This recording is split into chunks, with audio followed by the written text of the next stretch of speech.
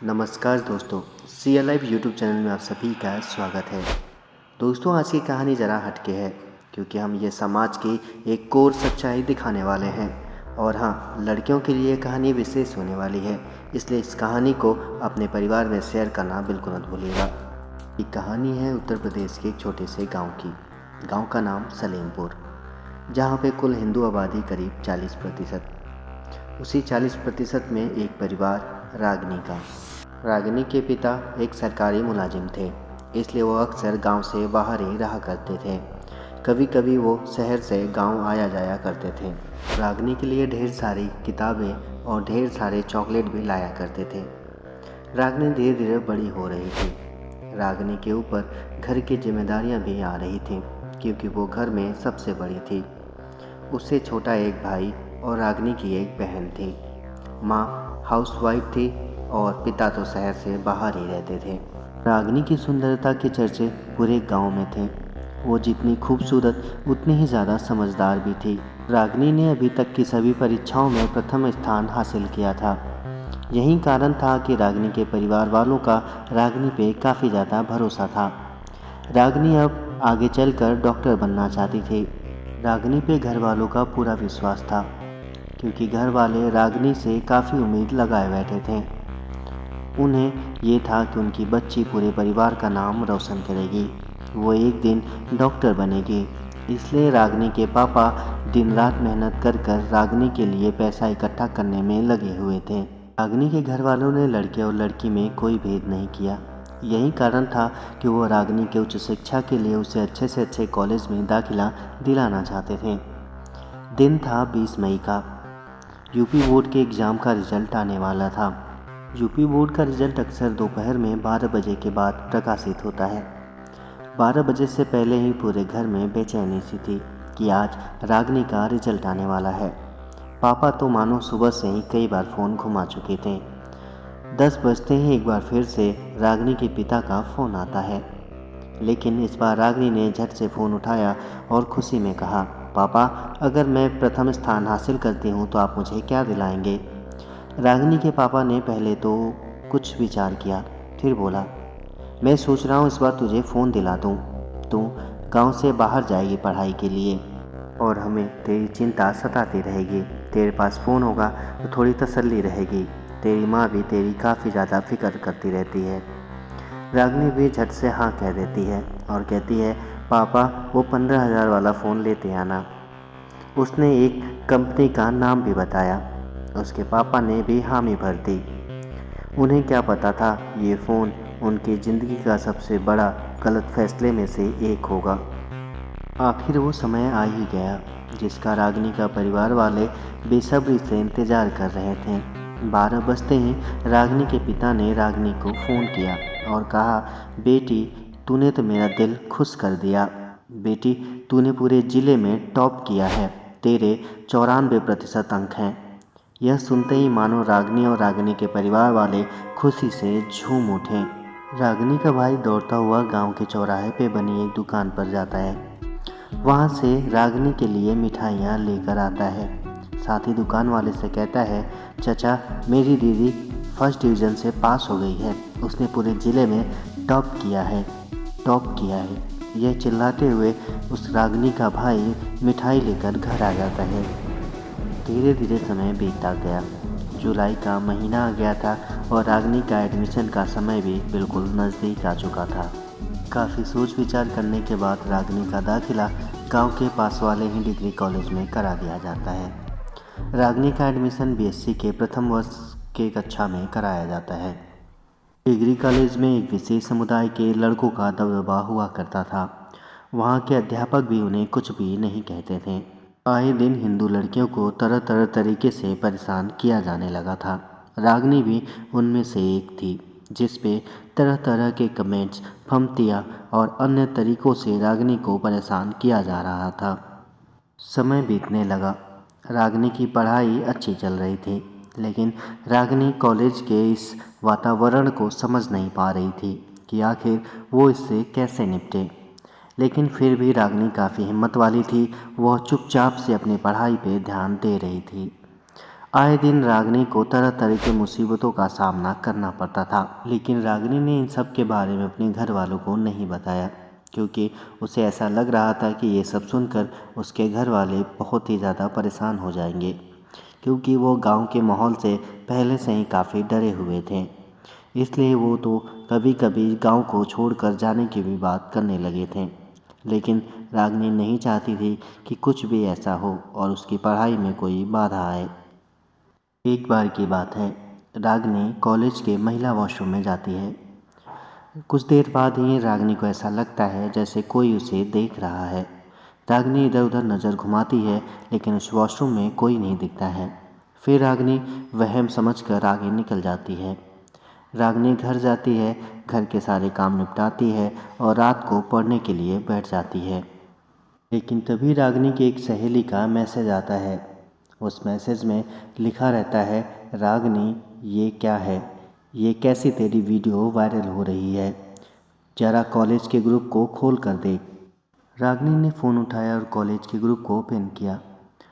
वहाँ पर वो जो वीडियो पड़ा हुआ था उसे देखकर दंग रह गई, क्योंकि यह रागिनी के वॉशरूम की वीडियो थी, जिसमें रागिनी साफ साफ दिखाई दे रही थी। इतना देखते ही मानो रागिनी के पैर के नीचे से ज़मीन खिसक गई। रागिनी रोते रही और उसे समझ नहीं आ रहा था कि क्या किया जाए। लेकिन अचानक से रागिनी को उस ग्रुप से बाहर कर दिया जाता है। तभी रागिनी के व्हाट्सएप पे एक मैसेज आता है।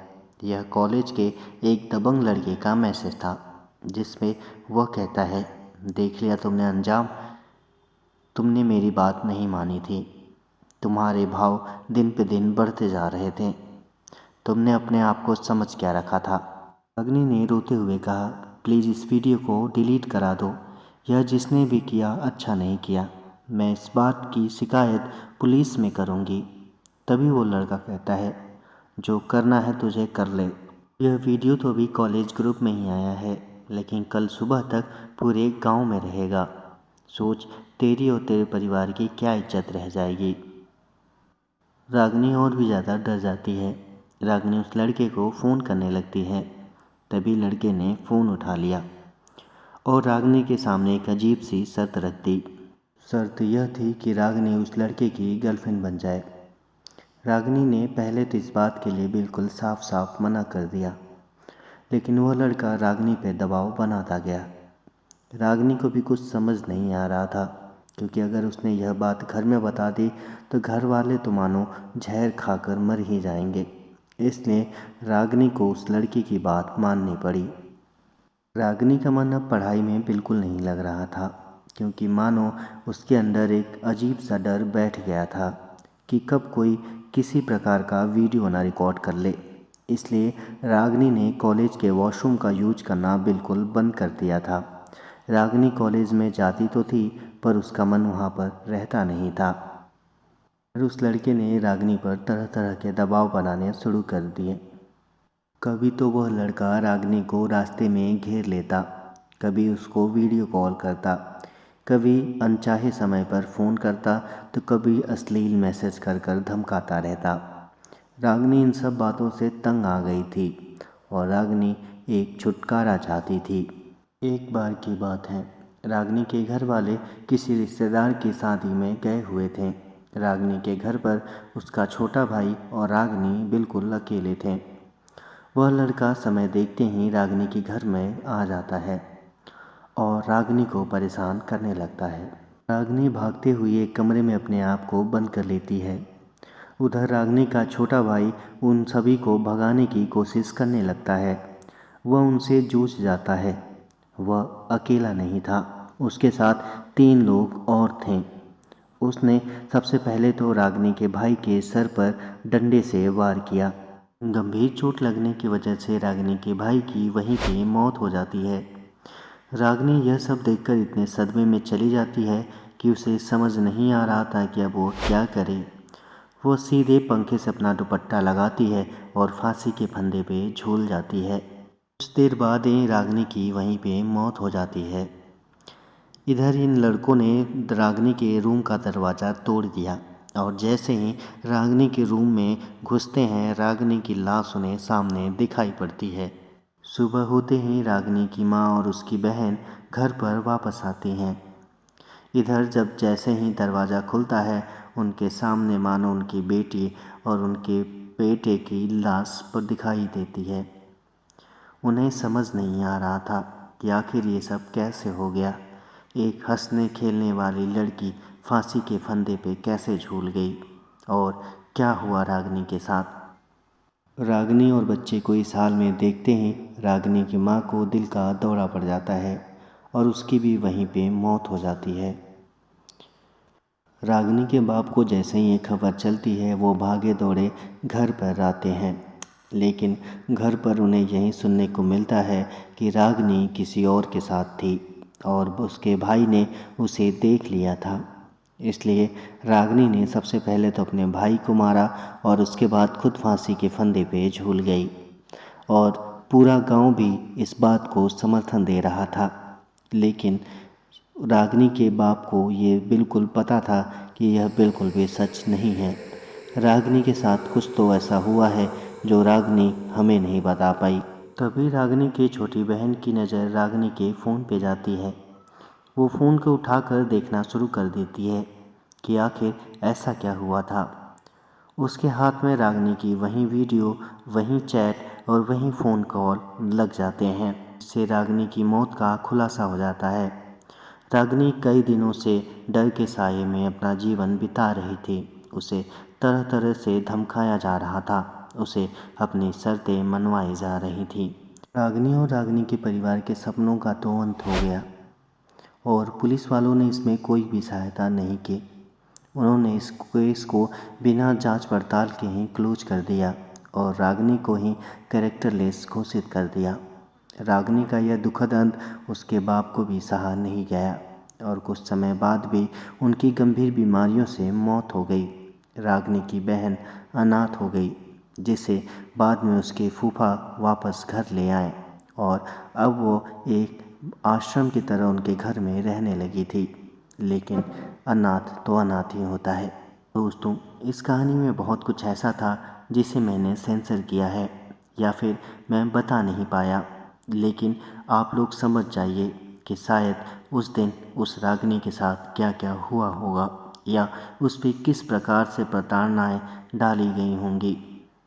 इसलिए हमेशा सतर्क रहें, सावधान रहें और आपस में भाईचारा बना के रहें। आपको ये कहानी कैसी लगी, आप हमें कमेंट करके बताना ना भूलिएगा। और हाँ, चैनल पे नए हैं तो लाइक सब्सक्राइब करना बिल्कुल मत भूलिएगा। मिलते हैं नए कहानी में।